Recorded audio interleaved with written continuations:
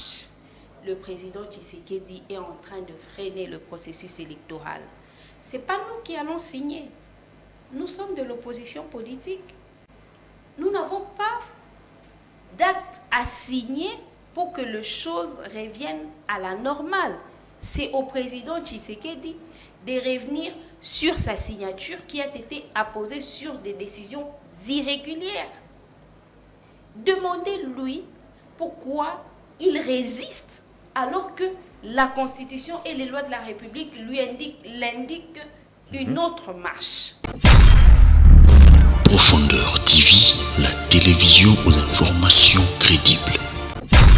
Et arrivé à cette table-là, la classe politique a donné 18 mois au gouvernement pour organiser les élections. À la satisfaction générale, le président Kabila a une fois de plus respecté ce qu'on peut appeler transition. Donc, à 2 reprises dans notre pays, le président Kabila a respecté le délai de transition. Ça veut dire que c'est un leader qui respecte les peuples. Parce qu'en fait, respecter la loi, c'est ça, respecter le peuple. Profondeur TV, la télévision aux informations crédibles. C'est un peu ça, social. Et j'en passe. C'est ce que nos compatriotes demandent. Et c'est ce que le président Tshisekedi leur avait promis. Il a dit que l'état des sièges était la solution ultime. Monsieur Mbata est passé sur les médias pour dire dans 6 mois, la question de l'instabilité et la sécurité à l'Est serait résolue. Nous sommes aujourd'hui à 4 ans du mandat de Félix Tshisekedi. Ces Congolais continuent à mourir injustement. Le pape en a parlé. Toujours pas de solution. Profondeur TV, la télévision aux informations crédibles. Désigner des gens au sein de cette CENI. Demandez plutôt au président Tshisekedi pourquoi il tient à violer les droits de l'opposition politique. Pendant que l'article 8 de la Constitution consacre l'inviolabilité et la sacralité des droits de l'opposition politique. C'est de ça que nous parlons. Profondeur TV, la télévision aux informations crédibles. Le pays n'était pas occupé. Ça, vous le savez. C'est au moment où nous avons intégré l'EAC que Bunagana est parti. Aujourd'hui, c'est plusieurs autres localités. On va dire pratiquement que c'est chaque jour que nous perdons des localités. Pendant que le président Tshisekedi nous a dit que le fait d'intégrer la communauté EAC, c'est cela la solution au problème de l'instabilité et de l'insécurité dans la partie est de la RDC. On lui dit que c'est une mauvaise approche. Il n'écoute personne, c'est ça le problème. Profondeur TV, la télévision aux informations crédibles. Existe. Le président Kabila a organisé la vie politique au pays. En 2007, nous avons voté, n'est-ce pas? Il a promulgué la loi portant statut de l'opposition politique. Cette loi qui a cimenté la démocratie, qui a donné lieu à l'existence dans ces pays d'une majorité, d'une opposition, chacun avec des droits qui lui sont spécifiques et amener la classe politique à respecter les droits des uns et des autres. Profondeur TV, la télévision aux informations crédibles. L'intellectuel du meurtre, il faut avoir donné de l'ordre de tuer. Si Kabila ne connaissait pas Thérèse, il ne connaissait pas Rossi. Comment il a pu donner l'ordre que l'on tua ces compatriotes-là? Cette manipulation de l'époque, aujourd'hui, ça ne passe plus. Parlons développement, parlons élection crédible, démocratique au scrutin de 2020. Profondeur TV, la télévision aux informations crédibles. L'opposition politique. Nous le sommes d'ailleurs par la volonté de Félix Tshisekedi. Le président Tshisekedi avait estimé que faire du président Kabila un membre de l'opposition politique lui ferait perdre des droits. Donc ils n'ont jamais appris que même en étant de l'opposition, on a des droits. C'est là la difficulté. Tout ce qu'on demande, je pense que c'est légitime. Je venais de... Profondeur TV, la télévision aux informations crédibles. Que ces Congolais soient en train de s'exprimer de la manière dont ils les font. C'est ça le problème. Ils doivent reconnaître leur échec, leurs limites. Le président Kabila avait conseillé à Félix Tshisekedi de se méfier des Kagame au moment de la prise par lui de fonction de président de la République. Profondeur TV, la télévision aux informations crédibles. Aujourd'hui, ce que nous décrions dans notre pays, c'est le fait pour le président Tshisekedi et ceux qui dirigent le pays de ne pas respecter les principes, de ne pas respecter les lois de la République. Nous sommes en train de travailler en vue d'une alternance aux prochaines élections. Croyez-moi, avec la détermination du peuple congolais, nous allons y parvenir. Profondeur TV, la télévision aux informations crédibles. Retenez dès à présent que si les élections ne se sont pas tenues en 2016, c'est parce que Étienne Tshisekedi ne voulait pas de ces élections-là. Souvenez-vous qu'il disait que le 9 septembre 2016, tout s'arrête. Pour lui, à partir du moment où le mandat du président de la République s'écoulait, il devenait automatiquement et par un coup de bâton magique président de la République démocratique du Congo. Il a été déçu dans sa stratégie. Cela a fait que nous nous sommes retrouvés à la table. Profondeur TV, la télévision aux informations crédibles. De continuer aussi bien avec le parti qu'avec le président Tshisekedi. J'ai changé de camp, mais je n'ai pas changé de combat. Mon combat a toujours été celui du respect des principes dans un État démocratique. Mais malheureusement... Celui du respect surtout de la Constitution. Et quand nous étions en train d'accompagner une personnalité politique, de surcroît un président de la République qui n'a pas beaucoup de considération pour la Constitution, comprenez ma réserve. Profondeur TV, la télévision aux informations crédibles. Mais une fois qu'il a rompu la coalition FCC Cash, vous savez ce qu'était son discours. Tshisekedi a dit que Kagame était un partenaire privilégié. C'était son frère. Sincère, honnête. Mais nous, on ne comprenait pas. Profondeur TV, la télévision aux informations crédibles. Mais il y a des indicateurs. Vous savez que le président Kabila a dirigé une transition de 2 ans, en 2004 et 2006. À l'issue de cette transition, il a organisé les élections. Contrairement à d'autres dirigeants africains qui, après avoir écoulé la durée ou le délai de transition, viennent toujours à demander un prolongement.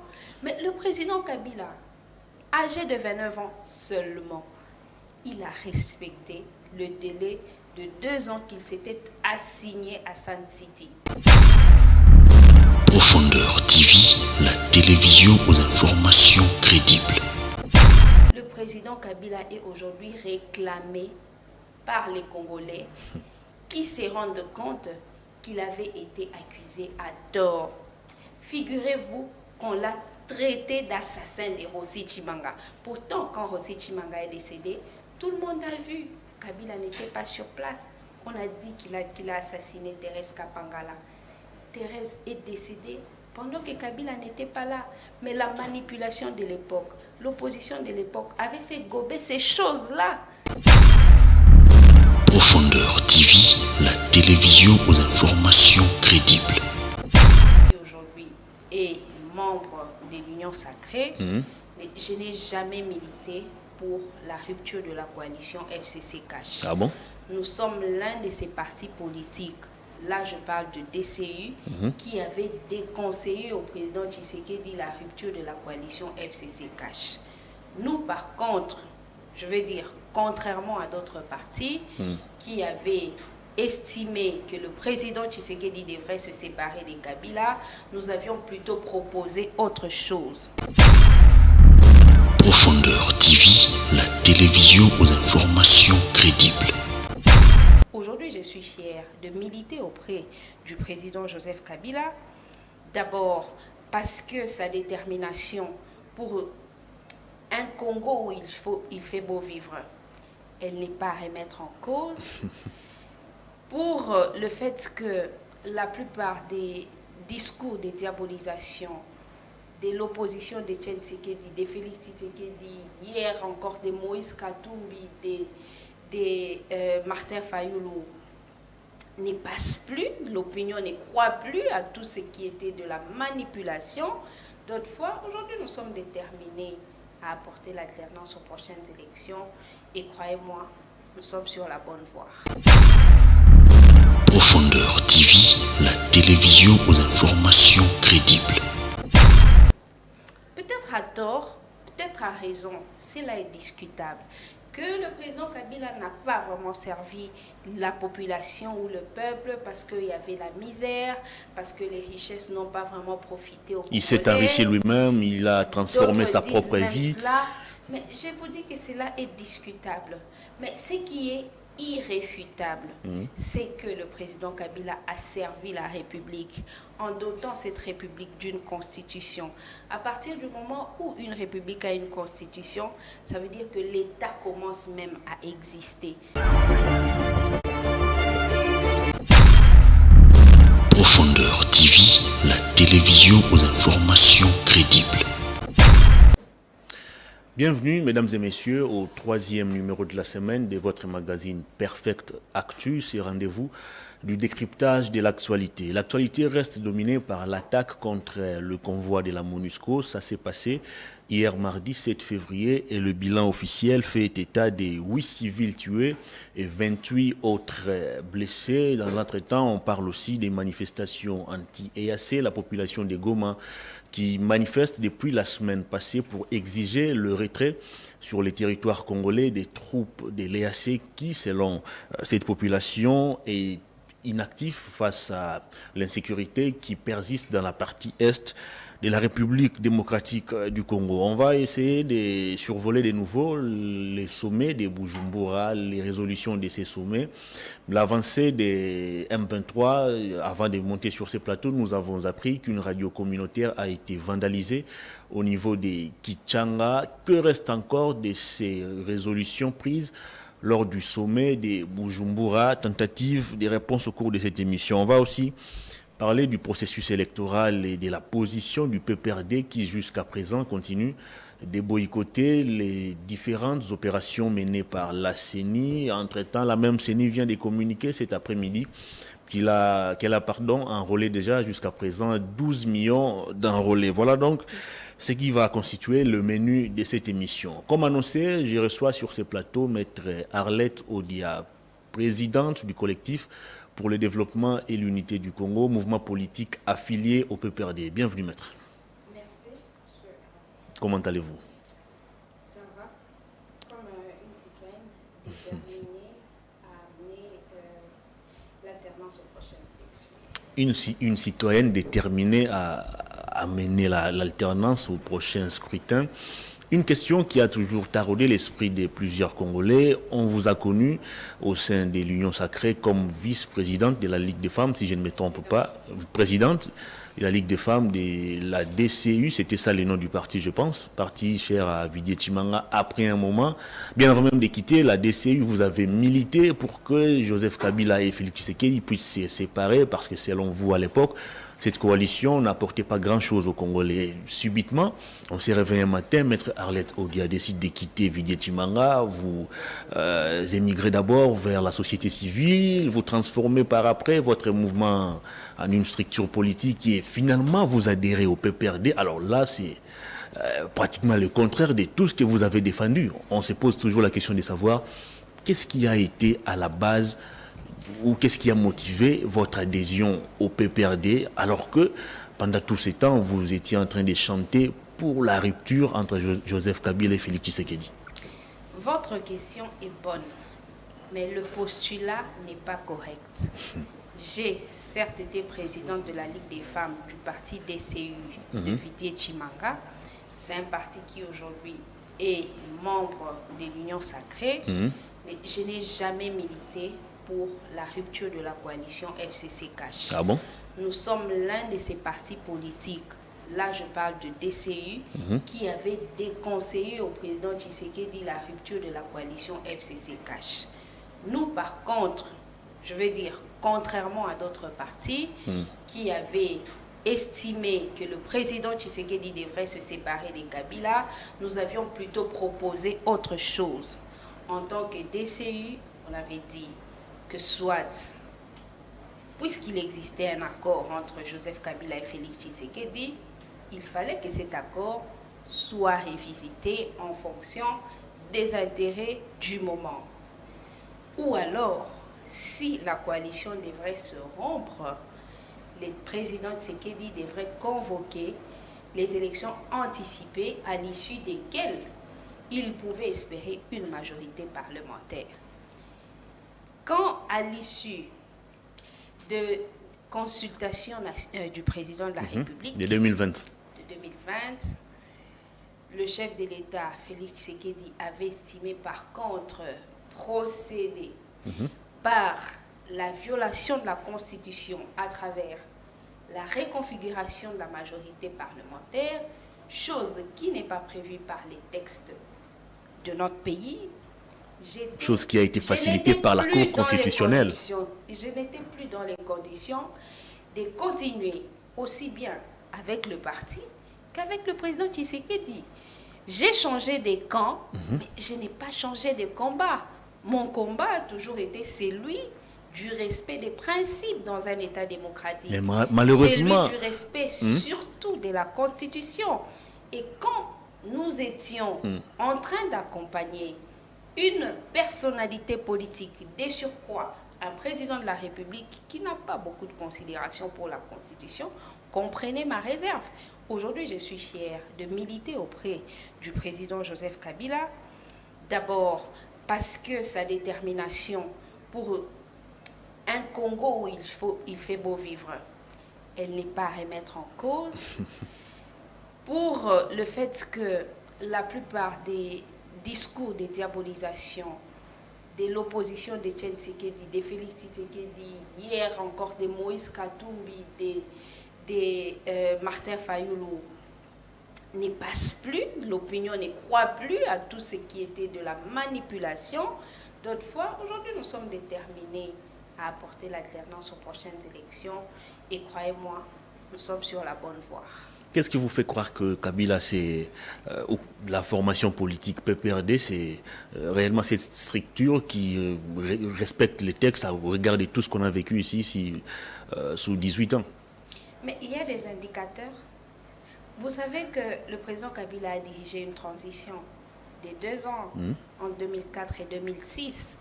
À l'issue de cette transition, il a organisé les élections. Contrairement à d'autres dirigeants africains qui, après avoir écoulé la durée ou le délai de transition, viennent toujours à demander un prolongement. Mais le président Kabila, âgé de 29 ans seulement, il a respecté le délai de 2 ans qu'il s'était assigné à Sun City. Ça, c'est l'exemple d'un leader qui comprend les bien fondés de respecter les principes dans un État démocratique. Aujourd'hui, on peut dire, certains le disent, peut-être à tort, peut-être à raison, cela est discutable, que le président Kabila n'a pas vraiment servi la population ou le peuple parce qu'il y avait la misère, parce que les richesses n'ont pas vraiment profité au Congolais. Il s'est enrichi lui-même, il a transformé sa propre vie. Cela, mais je vous dis que cela est discutable. Mais ce qui est irréfutable, c'est que le président Kabila a servi la République en dotant cette République d'une constitution. À partir du moment où une République a une constitution, ça veut dire que l'État commence même à exister. Qu'est-ce qu'on aurait pu faire des grands et de bons sans que l'État en soi existe? Le président Kabila a organisé la vie politique au pays. En 2007, nous avons voté, n'est-ce pas? Il a promulgué la loi portant statut de l'opposition politique. Cette loi qui a cimenté la démocratie, qui a donné lieu à l'existence dans ces pays d'une majorité, d'une opposition, chacun avec des droits qui lui sont spécifiques et amener la classe politique à respecter les droits des uns et des autres. On a vu avant son départ qu'il avait présenté un dauphin pendant que Étienne Tshisekedi, Félix Tshisekedi et tous les autres lui l'attaquaient à tort, disant qu'il était pour les troisième mandats. C'était à tort? Pourtant, mais bien sûr que c'était à tort. Parce que déjà avant la fin de ce mandat, il répétait sur tous les médias, à toutes les occasions, qu'il allait respecter la Constitution. Malheureusement, il n'avait jamais respecté cette Constitution. Mais bien sûr qu'il l'a son mandat prenait fin en 2016, mais lui, il a quitté le pouvoir en 2019 pratiquement. Tout simplement parce qu'il ne pouvait pas aller aux élections seul.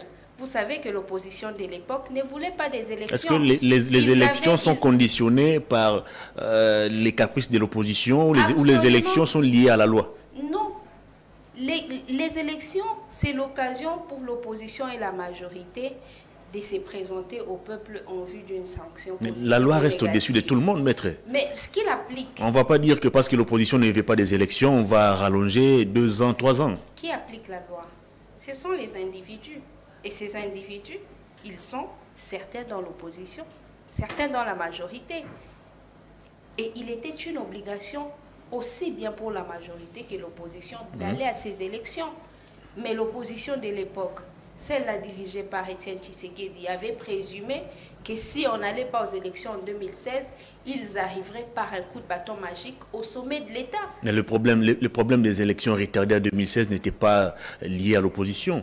C'est le gouvernement de l'époque qui nous a dit clairement qu'il n'avait pas de moyens pour financer la tenue des élections. Ça, c'était des arguments subsidiaires. Or, l'argument essentiel... Des arguments qui ont bénéficié de la bénédiction de Kabila lui-même. Vous savez qu'en politique, il y a ce qu'on appelle des communications destinées à la consommation du public. Et cette communication avait été convenue par la classe politique dans son ensemble. Ah bon? Retenez dès à présent que si les élections ne se sont pas tenues en 2016, c'est parce que Étienne Tshisekedi ne voulait pas de ces élections-là.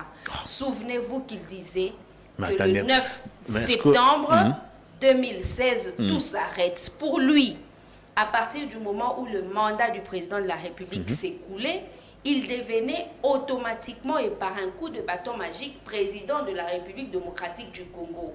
Il a été déçu dans sa stratégie. Cela a fait que nous nous sommes retrouvés à la table. Et arrivé à cette table-là, la classe politique a donné 18 mois au gouvernement pour organiser les élections. À la satisfaction générale, le président Kabila a une fois de plus respecté ce qu'on peut appeler transition. Donc, à 2 reprises dans notre pays, le président Kabila a respecté le délai de transition. Ça veut dire que c'est un leader qui respecte les peuples. Parce qu'en fait, respecter la loi, c'est ça, respecter le peuple. Aujourd'hui, ce que nous décrions dans notre pays, c'est le fait pour le président Tshisekedi et ceux qui dirigent le pays de ne pas respecter les principes, de ne pas respecter les lois de la République. Nous sommes en train de travailler en vue d'une alternance aux prochaines élections. Croyez-moi, avec la détermination du peuple congolais, nous allons y parvenir. Alternance aux prochaines élections. Entre-temps, le PPRD s'est dit catégorique, il ne va pas participer au processus électoral en cours. Par quel moyen vous allez parvenir à cette alternance? Mais par le moyen de la contrainte. Nous allons contraindre ceux qui dirigent le pays à respecter le principe. Mais ils le font déjà. Il y a un processus électoral qui est en marche. Mais qui vous dit qu'ils le font? Où sont les animateurs de l'opposition politique au sein de la centrale électorale? C'est là le débat. Je pense que vous avez la loi qui organise la CENI. Cette loi qui, à son article 10, dit que la CENI est composée de 15 membres, dont 6 proviennent de l'opposition, 5 de la société civile, 4 seulement de l'opposition. Et l'article 12 qui dit que les procès-verbaux des parties, des composantes doivent être transmis au président de l'Assemblée nationale. Où est le procès-verbal du PPRD? Où est le procès-verbal du FCC qui a désigné des gens au sein de cette CENI? Demandez plutôt au président Tshisekedi pourquoi il tient à violer les droits de l'opposition politique. Pendant que l'article 8 de la Constitution consacre l'inviolabilité et la sacralité des droits de l'opposition politique. C'est de ça que nous parlons. Mais il n'y a pas que cette violation-là. Vous savez que la loi dit, je parle ici de la loi qui organise la CENI, que aucune province, les animateurs de la CENI, on ne peut pas retrouver au sein de la CENI plus d'une personne venant de la même province. Donc, une personne, une province. Il y a même la conséquence que 6 provinces ne devraient pas se retrouver. Est-ce qu'il y a une province qui est plus représentée au sein de la CENI? Mais vous savez que la province du Kasaï oriental a délégué ou compte 3 sièges au sein de cette CENI-là. Ah bon? Ce sont des faits vérifiables. Ce sont des faits vrais. Nous le disons. Ils doivent respecter les Congolais. Qui sont ces Kassaïens qui occupent les 3 postes au niveau de la CENI? Il y a le président de la CENI, il y a Madame la rapporteure, il y a aussi Madame Ngalula. Mais c'est connu de tous que Madame Patricia Nseya est originaire du Grand Katanga. Vous ne dites pas ça. C'est d'ailleurs là qu'elle a été élue. Le fait d'être élu dans une province ne fait pas de vous originaire de cette province-là. C'est ce que vous confondez. Il y a des gouverneurs dans ce pays qui ont dirigé des provinces sans être originaires de cette province. Vous voulez que je vous cite Zozio Mbopo, que je vous cite Villa Kikanda? Ça existe. Mais la loi parle des originaires des provinces. Il ne faut pas profiter du fait que vous êtes élu dans une province pour violer les principes Mais depuis démocratiques. Toujours, on a toujours présenté Mme Patricia Nseya comme originaire du Grand Katanga. Mais vous dites bien qu'on l'a présentée comme telle. Elle n'a jamais démenti cela aussi. Je ne veux pas m'attarder sur ce débat. Je vous dis tout simplement que la loi qui organise la CENI a été violée à plusieurs points. Nous sommes de l'opposition politique. Nous le sommes d'ailleurs par la volonté de Félix Tshisekedi. Le président Tshisekedi avait estimé que faire du président Kabila un membre de l'opposition politique lui ferait perdre des droits. Donc ils n'ont jamais appris que même en étant de l'opposition, on a des droits. C'est là la difficulté. Tout ce qu'on demande, je pense que c'est légitime. Je venais de dire ici que respecter la loi, c'est respecter le peuple. C'est se présenter comme un homme honnête. On ne peut pas continuer à dire aux Congolais que c'est incompatible d'être à la fois acteur politique et homme honnête. Nous voulons de cette honnêteté parce que c'est celle-là qui va permettre au pays de développer. Donc comprenez dès à présent que la réserve du PPRD, elle est légitime. Faire autrement serait suicidaire. On ne peut pas faire autrement. Mais est-ce que vous comprenez que les temps passent, les trains est déjà en marche, la CENI continue de mener ses opérations. D'ici quelques mois, on va ouvrir les bureaux de traitement et de réception des candidatures. Vous restez campé sur votre position. Que feriez-vous si on arrive en 2023 et que rien n'est modifié au niveau de la CENI par rapport à vos revendications? Nous allons camper sur notre position parce que ce que nous faisons est légitime.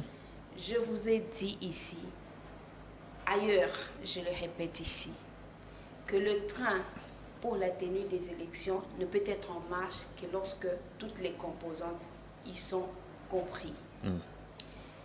Quand l'opposition n'est pas dans cette CENI-là, l'opposition n'est pas dans ces processus électoraux-là, on ne peut pas dire que le train est en marche. Le président Tshisekedi est en train de freiner le processus électoral. Ce n'est pas nous qui allons signer. Nous sommes de l'opposition politique. Nous n'avons pas d'acte à signer pour que les choses reviennent à la normale. C'est au président Tshisekedi de revenir sur sa signature qui a été apposée sur des décisions irrégulières. Demandez-lui pourquoi il résiste alors que la Constitution et les lois de la République lui l'indiquent une autre marche. C'est à lui qu'il faut poser cette question. Nous exigeons la tenue des élections en 2023, mais avant cela, nous exigeons aussi le respect des principes. Si aujourd'hui on ne défend pas les lois de la République, mais à quel moment voulez-vous qu'on les défende? Si aujourd'hui on ne dénonce pas la tricherie dans la mise en place des animateurs de la CENI, voulez-vous qu'on attende la tricherie aux élections pour dénoncer? N'avez-vous pas appris que la tenue des élections, c'est un peu comme un match de boxe où il y a plusieurs rounds? Donc il faudrait que l'opposition se laisse mater sur autant de rounds pour aller se défendre au dernier round. Une grande partie de l'opposition aujourd'hui partage apparemment l'idée du président de la République. Il y a Martin Fayoulou qui s'est enrôlé et qui a appelé aussi ses militants à faire pareil. Moïse Katumbi participe déjà au processus électoral. Est-ce que vous ne vous rendez pas compte que le PPRD, vous restez seul? Mais est-ce que le fait de prendre sa carte d'électeur tel que l'a fait Martin Fayoulou, ça veut dire qu'il est d'accord avec toutes les irrégularités du processus? Mais à quoi servira sa carte d'électeur s'il ne participe pas aux élections? Mais il faut lui demander. Il faut lui demander. Tout ce que moi je sais, c'est que chaque jour, il revient sur les griefs. Il exige comme nous la tenue des bonnes élections. Le pape est revenu là-dessus pour dire que les élections doivent être crédibles, elles doivent être démocratiques, elles doivent être inclusives. Le cardinal Fridolin a dit la même chose. Nous sommes en train de dire la même chose, peut-être en des termes différents, peut-être en des casquettes différentes. Mais qui est ces Congolais qui ne voudraient pas que ce soit des bonnes élections? Parce que ce n'est qu'à l'issue des bonnes élections qu'on aura des bons dirigeants. Très bien. Ce n'est qu'à l'issue des bonnes élections qu'on ne se plaindrait pas même des députés nommés, des sénateurs également dont l'élection est truquée. Nous devons apprendre à aimer l'excellence. Très bien. Je vous pose la question que j'ai posée dernièrement à Papimba ou du PPRD aussi comme vous. Est-ce qu'à ces jours, les refus du PPRD de participer au processus électoral ne s'expliquent-ils pas aussi par le fait que vous n'avez peut-être pas un candidat sérieux d'affronter ceux qui se sont déjà présentés pour briguer la présidentielle? Le PPRD aujourd'hui, Joseph Kabila est écarté à travers la loi et au sein du parti, il y a tous les cadres qui sont partis. Bochab est parti, Matata est parti. Chadari a montré ses limites en 2018. S'il faut aller même trop loin au niveau du regroupement politique, Bati Lukobo n'est plus avec vous, Mende n'est plus avec vous. Est-ce que ce n'est pas la peur de manquer un candidat sérieux d'affronter les autres qui fait aujourd'hui que le PPRD puisse garder sa position et ne pas participer aux élections? Mais il y a des gens qui avaient dit qu'une fois que Kabila ne serait pas au pouvoir, le PPRD allait disparaître. Mais vous avez vu, c'est ce qu'on vit. Je ne sais pas. Qu'est-ce que vous vivez? Parce que mais on assiste à des départs en cascade au niveau du FCC d'une manière générale. Est-ce que c'est pour autant que les partis ne fonctionnent n'était pas le cas pas? quand Kabila était encore aux affaires. Mais c'est tout à fait normal. Ces gens-là n'ont pas aidé Kabila à conquérir le pouvoir. Ils ne l'ont aidé qu'à l'exercer. Donc, quand Kabila devra reconquérir le pouvoir, ce ne sera pas avec ces gens-là. Une fois Kabila au pouvoir, vous venez ces gens-là revenir. Parce que leur spécialité, c'est l'exercice. Kabila est déjà écarté par la loi.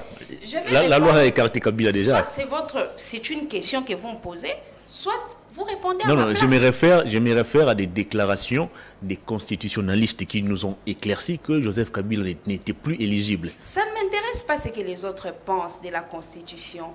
C'est que moi, je sais lire dans la Constitution, n'écarte pas le président Joseph Kabila. Je vous ai dit que cet homme est respectueux de la Constitution de la République. Quand beaucoup l'attendaient, l'a violé en se présentant pour un troisième mandat, il les a déçus. Il a respecté la Constitution, il a présenté un dauphin.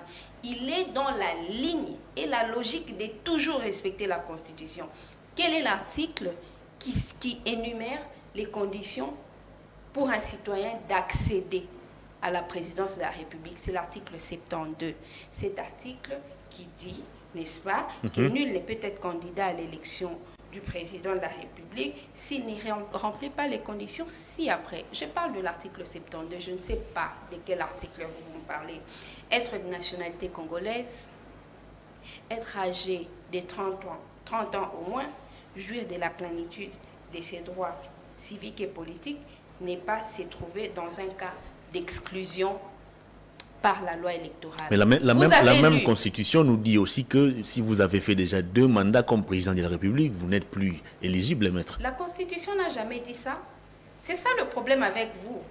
Quand il y a un article qui règle la question de manière claire et suffisante, vous voulez inventer autre chose et vous allez chercher ce qu'on peut qualifier des sexes des anges.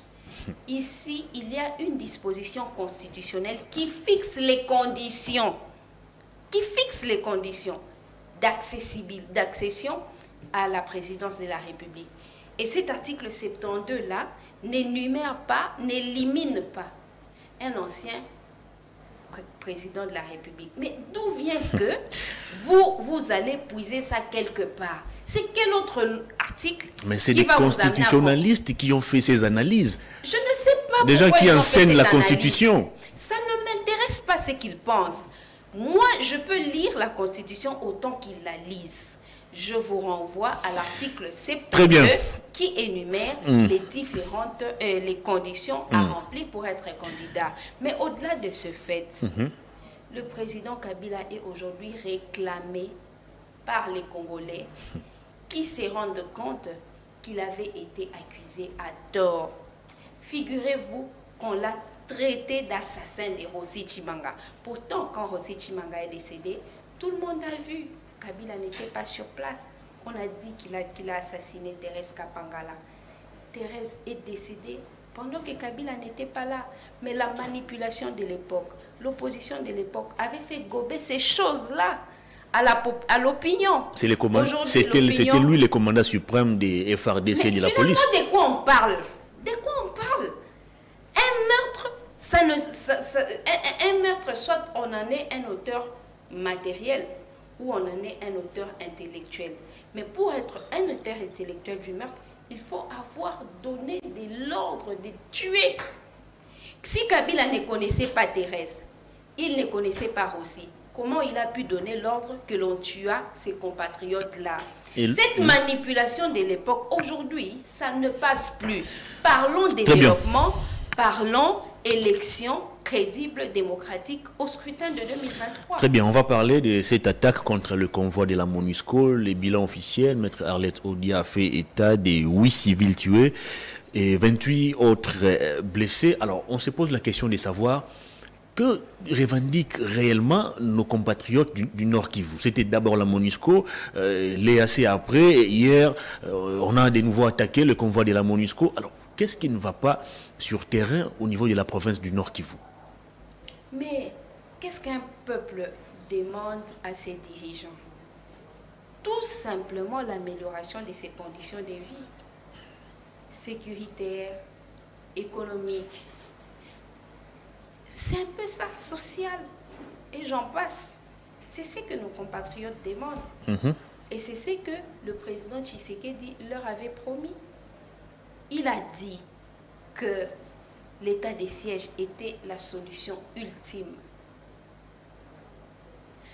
Monsieur Mbata est passé sur les médias pour dire dans 6 mois, la question de l'instabilité et la sécurité à l'Est serait résolue. Nous sommes aujourd'hui à 4 ans du mandat de Félix Tshisekedi. Ces Congolais continuent à mourir injustement. Le pape en a parlé. Toujours pas de solution. Après que l'état de siège ait échoué, il a parlé de la mutualisation de forces avec l'Ouganda. Il a parlé du déploiement de la force régionale comme solution ultime pour mettre fin à l'instabilité dans la partie est du pays. Mais les Congolais continuent à mourir. Pensez-vous qu'il n'est pas normal que ces Congolais soient en train de s'exprimer de la manière dont ils les font? C'est ça le problème. Ils doivent reconnaître leur échec, leurs limites.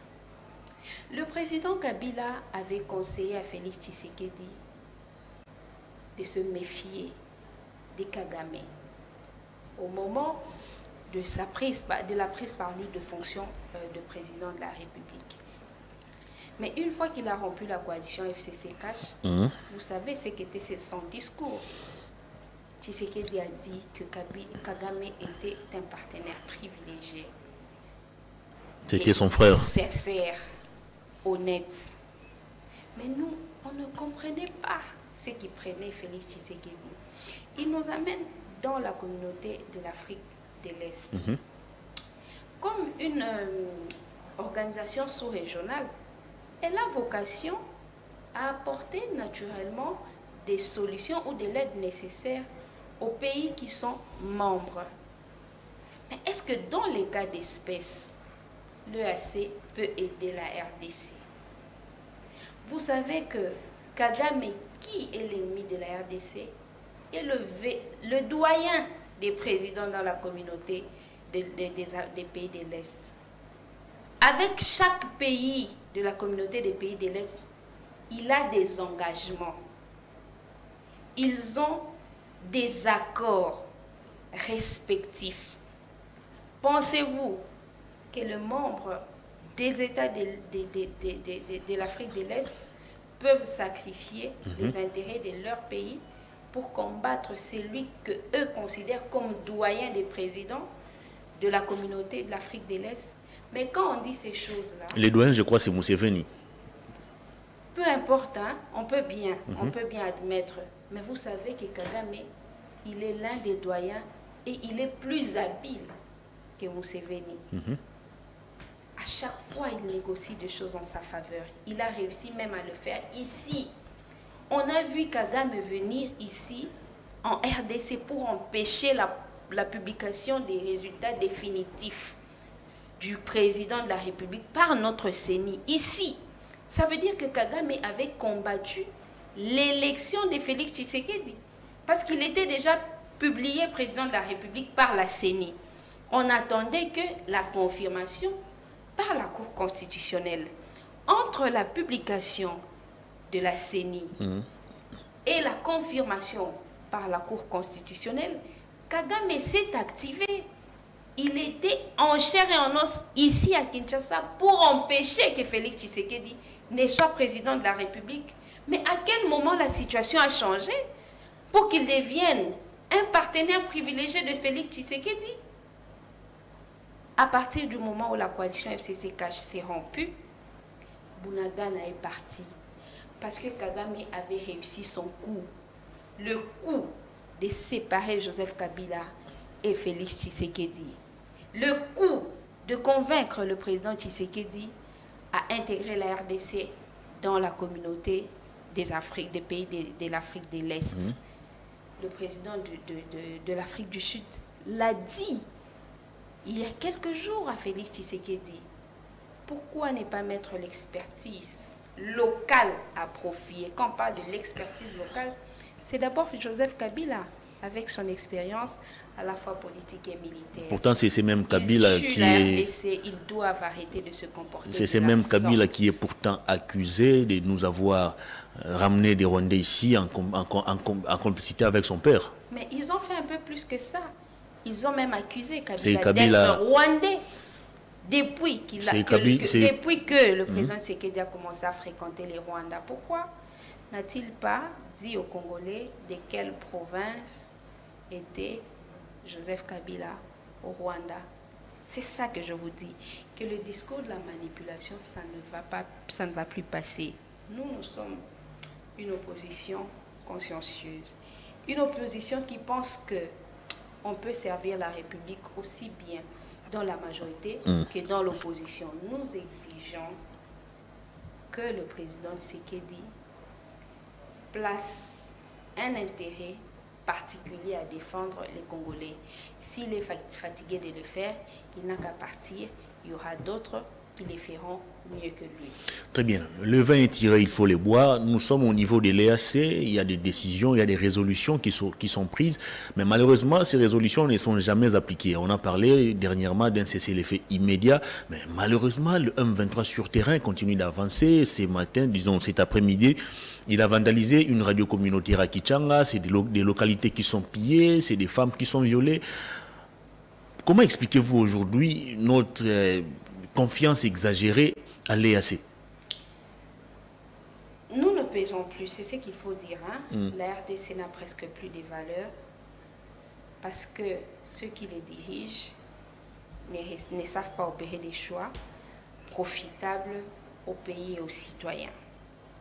C'est quand même regrettable que le président Tshisekedi ne soit pas à l'écoute de la classe politique, même ceux de l'Union sacrée. Mais il a consulté cette classe politique en 2020. Pour quel résultat? Pour quel résultat? Est-ce que les Congolais l'ont dit de violer la Constitution à travers la création de l'Union sacrée?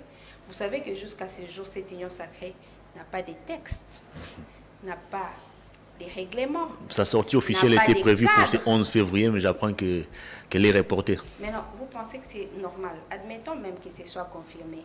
C'est normal que pendant 2 ans, nous soyons dirigés sur la base de la violation de la Constitution. Si vous n'allez pas vous défendre, soyez convaincus que d'autres Congolais se défendront et ils sont en train de se défendre.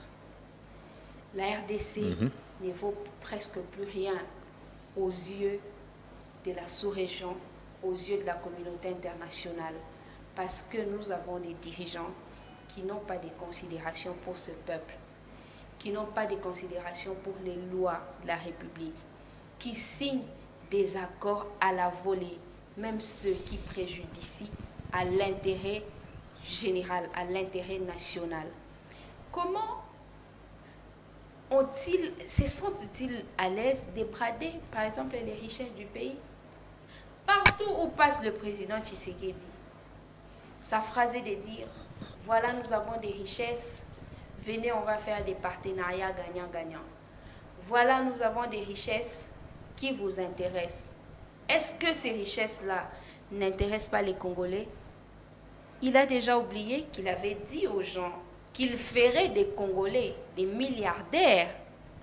Combien de milliardaires a-t-il fait avant de penser faire des milliardaires étrangers? Ces richesses-là, elles ne peuvent pas être exploitées en RDC, vous le pensez? Ces richesses, il ne peut les présenter qu'aux expatriés et des surcroît aux ennemis de la République. Ça, c'est révoltant. C'est révoltant. Comment ils expliquent ça? Quand le président Tshisekedi, le président Kabila, pardon, s'est retrouvé dans ce que les autres qualifient d'isolement diplomatique. Mais nous avons eu des retombées, notamment la révision du code minier. Le président Kabila a failli laisser sa peau pour s'être levé et dit les Congolais ne gagnent presque rien, tel que les codes miniers se présentent à ce jour. Mais quel est cet accord que Félix Tshisekedi a déjà signé en faveur des Congolais? Quel est cet accord? Il a par contre signé tous ces accords en faveur des ennemis de la République. Aujourd'hui, il pleurniche partout. Mais le regret est que lui pleurniche, la République se meurt, les Congolais souffrent, les prix d'achat, la valeur d'achat, ça n'existe plus, les Congolais sont en train de souffrir. Et l'unique chose qu'on lui demande, c'est d'harmoniser en vue de la tenue des bonnes élections en 2023. C'est la seule chose qu'il pourrait... Est-ce qu'on va aller aux élections dans un contexte sécuritaire tendu comme ça? Est-ce que nous ne risquons pas de nous retrouver dans la situation de 2018 où Beni, Butembo et puis les territoires des Yumbi n'ont pas participé aux élections suite à l'insécurité? Cette question-là réservée là aux gens de l'opposition, aux gens de la majorité. Ils ont pratiquement invité la balkanisation au pays. Ça fait plusieurs années que nous sommes toujours sous les velléités de cette balkanisation. Avec Félix Tshisekedi, elle devient de plus en plus effective.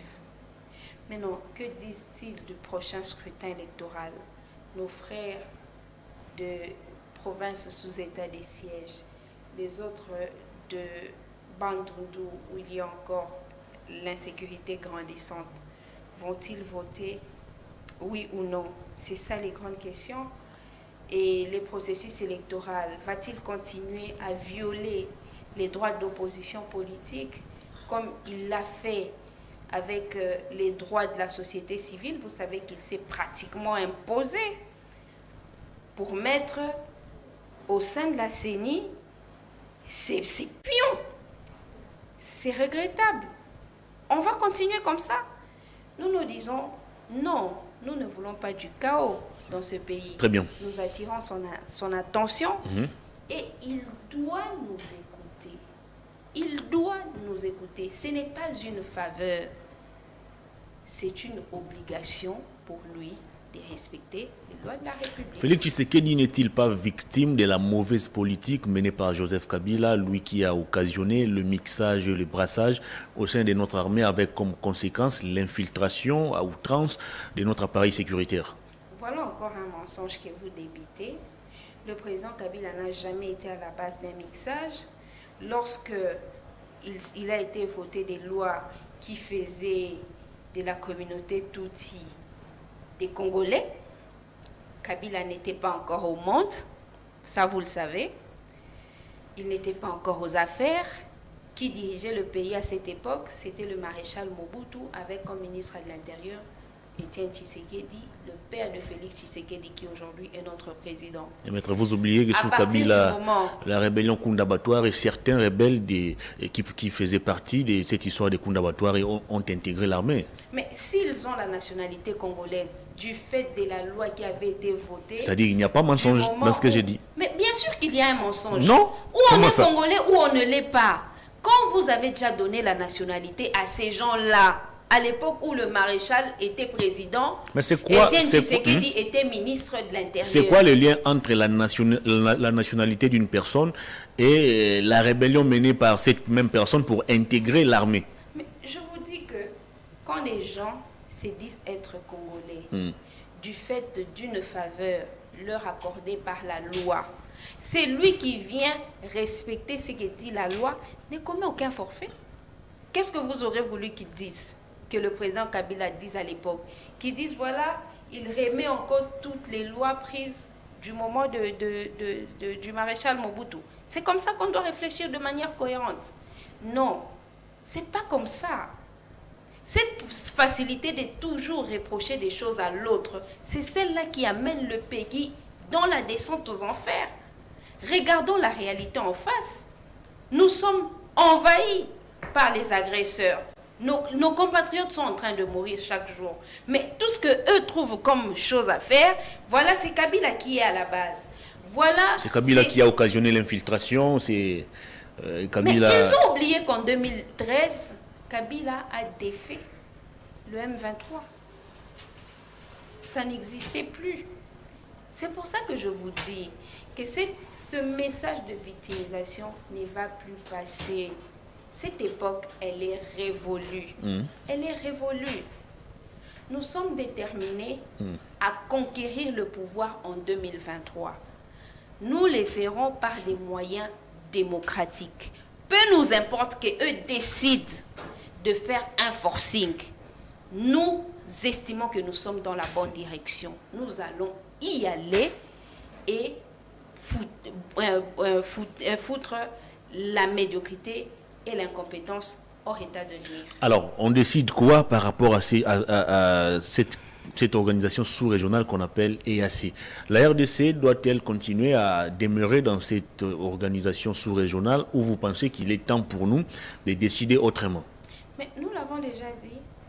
Nous avons déjà dit que les pays, l'EAC est constitué essentiellement des pays qui nous agressent.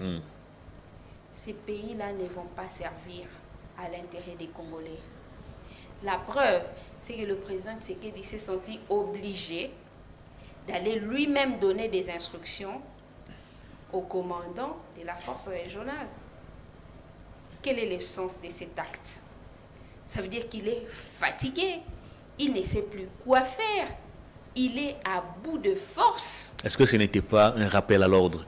Monsieur, vous êtes sur terrain pour combattre, on continue d'enregistrer des morts, que faites-vous réellement sur terrain? En a-t-il le droit? En a-t-il la compétence? La compétence, elle est d'attribution. Ou vous avez confiance en cette armée, ou vous n'avez plus confiance en cette armée. Aujourd'hui, les Congolais n'ont plus confiance en cette armée. Visiblement, à travers la dernière interpellation du président de la République, il n'a plus confiance en cette armée. Alors, il n'a qu'à leur demander de partir. Il n'a qu'à retirer la RDC de cette organisation sous-régionale. C'est aussi simple que ça. Nous avons vécu sans cette organisation. Le pays n'était pas occupé. Ça, vous le savez.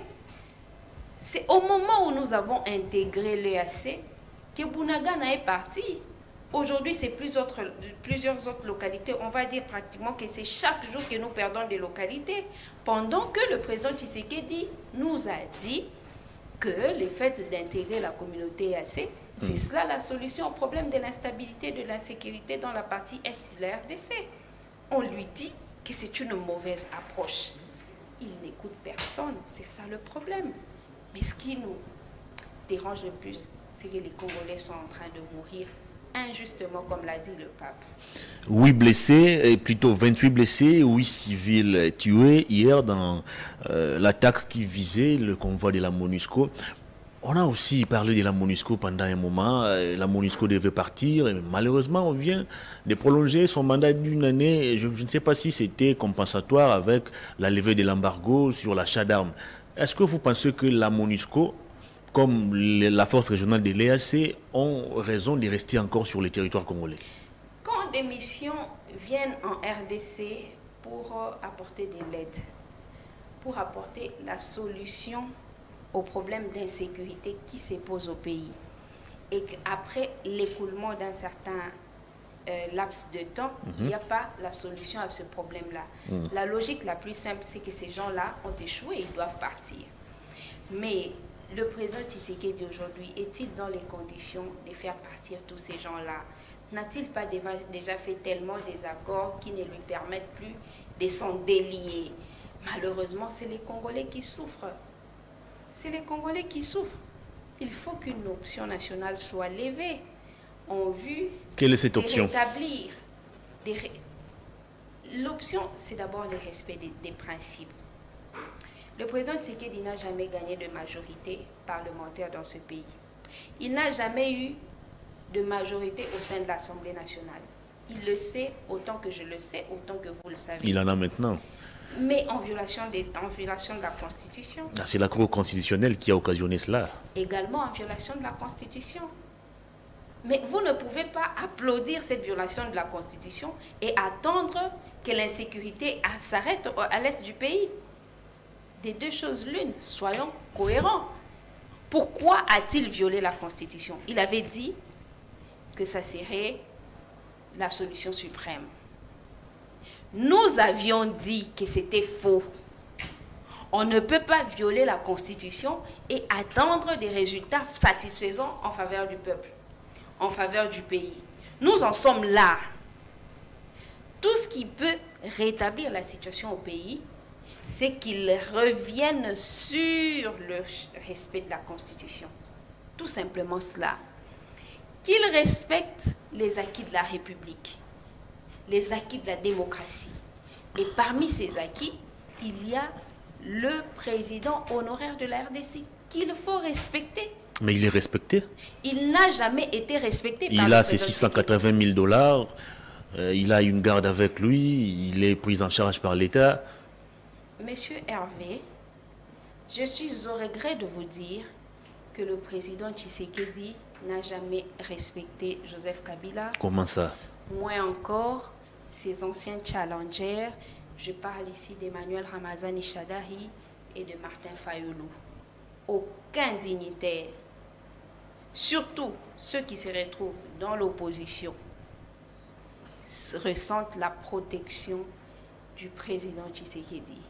L'exemple le plus banal, c'est la dernière messe papale dans notre pays. Le président, le porte-parole du gouvernement a dit que le président Kabila était invité. C'est faux? Mais c'est tout à fait faux. Sinon, il vous aurait montré une invitation. Pourtant, moi j'ai reçu un cadre du PPRD sur cette même chaise. Il a dit que l'invitation portait le nom du PPRD comme parti politique. Le président Kabila, il est à la fois président du PPRD, il est aussi président honoraire. de la République. Quand Patrick Mouyaya a parlé, très bien, on il a terminé l'émission. Désigné en tant que président honoraire et non en tant que président du PPRD. Ça, c'est un des deux. S'ils invitent le PPRD, ça veut dire que le président Kabila et le secrétaire permanent doivent se disputer une seule invitation. C'est ce qui me pousse à vous dire qu'ils n'ont pas de considération pour Kabila. Ils n'ont pas de considération pour Ramazani Chadari. S'ils avaient invité ces personnalités à cette messe, qu'est-ce qu'ils auraient perdu? Parce que les Congolais exigeaient la présence de Joseph Kabila à cette messe-là. Parce que le secrétaire permanent Chadari a été à l'investiture de Félix Tshisekedi. Il a acclamé comme tout le monde. Très bien. Pourquoi il ne devrait pas participer à cette messe? Pourquoi le protocole d'État ne devrait pas prendre toutes ces dispositions en vue de la participation? Mais Fayulu était là, Katumbi était là. Vous avez vu comment ils ont été maltraités. Si on ne devait pas, eux, le mettre à l'abri du soleil, pourquoi le président Tshisekedi a été mis à l'abri du soleil pendant que les lois de la République... Attendez, accordez-moi une minute rapidement pour vous dire que les lois de la République consacrent l'égalité de traitement entre ceux qui dirigent et ceux qui sont dans l'opposition. C'est ça aussi le respect de la démocratie. Maître Arlette Odia, merci de votre passage. C'est à moi de vous dire merci. Je rappelle que vous êtes présidente du collectif pour le développement et l'unité du Congo, mouvement politique affilié au PPRD. Et cadre au sein du PPRD. Très bien. Cette émission est terminée. À toutes et à tous, merci de l'avoir suivi. Au revoir.